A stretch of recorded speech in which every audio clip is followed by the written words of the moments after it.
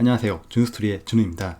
네, 이번 시간에는 역사상 최초의 슈퍼 전파자인 그 장티푸스 메리에 대해서 한번 알아보겠습니다. 슈퍼 전파자, 슈퍼 스프레드는 똑같이 바이러스나 세균에 이게 감염이 되어도 그 다른 사람보다 그 월등히 많은 사람들에게 그 간염을 시키는 그런 사람들을 말하는데요. 20세기 초에 미국에 살고 있었던 그녀 이름은 메리 앨런. 하지만 그 본명보다 장티푸스 메리라고 더 잘 알려져 있는데요. 그녀는 가장 유명한 그 슈퍼 전파자로서 하필인데 직업도 그 요리사였다고 해요. 특히나 그녀는 슈퍼 전파자 가운데서도 무증상 장티푸스 전파자였습니다. 장티푸스는 이제 뭐 요즘 들어서는 많이 좀 예전에 비해서는 그 위력이 약해졌지만은 뭐 요즘에도 매년 200회 정도 그 걸린 전염병으로 비속어 가운데 그 연병이라고 불렸던 그 전염병이 바로 장티푸스입니다. 그러니까 북아일랜드에서 태어난 메리 앨런은 1884년 15세의 나이에 미국 뉴욕으로 건너와서 1900년부터 약 7년간 요리사로 일을 하였는데요.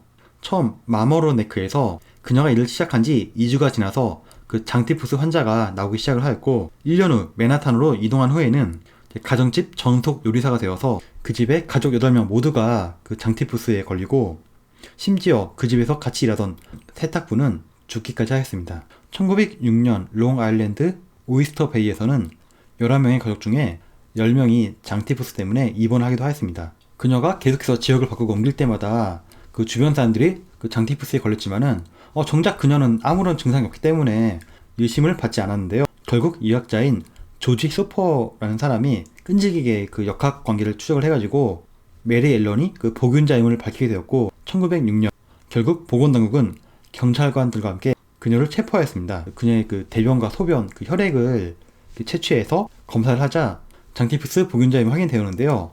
근데 잘 보니까 평소에 요리를 하기 전에 손을 잘 씻지 않는 그런 습관이 있었고 이미 그녀는 이제 살모넬라 균의 본거지인 그녀의 쓸기를 제거해야지만 더 이상 전염을 시키지 않는다는 사실도 알게 되었습니다. 사실 1907년 그 한 해만 하더라도 미국에서는 28,971명의 사람들이 장티푸스로 인해서 목숨을 잃었는데요. 그러니까 당시 장티푸스는 뭐 거의 국가 위기 상황에 그 준할 정도로 굉장히 위험한 전염병이었습니다. 그녀는 1907년부터 1910년까지 3년간 격리를 다니는데요.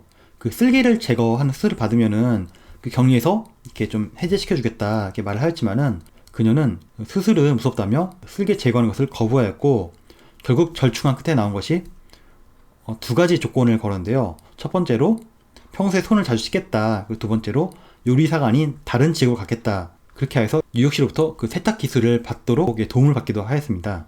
그리고 5년 뒤에 그 또다시 다른 그 산부인과 병원에서 대규모 장티푸스가 그 집단 발현을 하였는데요. 아무래도 이 병원에서 일하는 요리사가 좀 수상해서 찾아가서 보니까 역시 그녀였습니다. 그녀는 그 세탁 일이 너무 힘들다고 해서 원래 자신이 하던 요리사로 돌아가 있었고 뭐 요리를 하다 보니까 워낙 바쁘다고 생각해서인지 그전처럼 손을 씻지 않았습니다.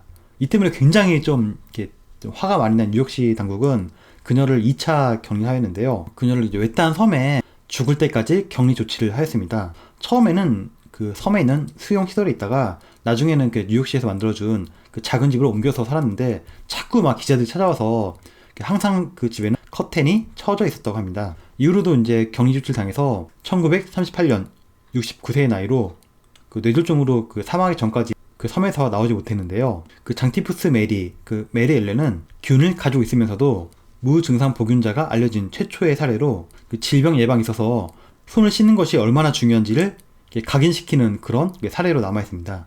근데 좀 약간 다른 이야기를 덧붙이자면은 사실은 그녀 말고도 같은 시기에 그 건강한 무증상 보균자들이 많이 있었는데요. 토니 라벨라, 엘폰소 클리스, 프리데릭 모슈 등 그 다른 그 남자 슈퍼 전파자들은 보호관찰 처분만 받았지 뭐 메리처럼 두 차례에 걸쳐서 격리를 당하지는 않았습니다.